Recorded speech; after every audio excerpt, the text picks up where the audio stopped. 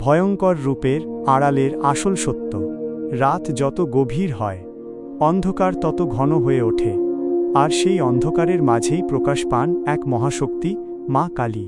অনেকে তাকে ভয় পান, কারণ তার রূপ ভয়ঙ্কর, খোলা চুল, রক্তজিহ্বা, গলায় মুন্ডমালা, হাতে অস্ত্র। কিন্তু প্রশ্ন হল, একজন মা কেন এমন রূপ ধারণ করেন? পুরাণ বলে, যখন অধর্ম পৃথিবী ভরিয়ে তোলে, যখন অন্যায় শক্তিসীমা ছাড়িয়ে যায়, তখন কোমল মাতৃরূপ যথেষ্ট হয় না। তখন প্রয়োজন হয় সংহার শক্তির।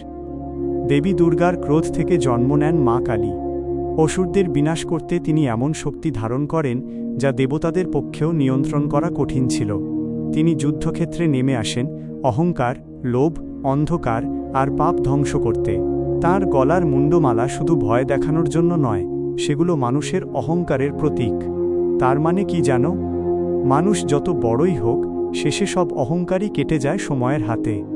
মা কালীর খোলা চুল বোঝায় তিনি প্রকৃতির অশাসিত শক্তি, কোনো নিয়মে বাঁধা নন, কোনো সীমায় আটকে নেই। আর তার জিহ্বা বের হয়ে থাকার রহস্য? যুদ্ধের উন্মাদনায় যখন পৃথিবী কাঁপছিল, তিনি এতটাই সংহার শুরু করেছিলেন যে সৃষ্টিই বিপদের মুখে পড়ে। তখন স্বয়ং মহাদেব তার সামনে শায়িত হন। মায়ের পা শিবের বুকে পড়তেই তিনি নিজের শক্তি উপলব্ধি করেন, আর লজ্জায় জিহ্বা বের করে থেমে যান।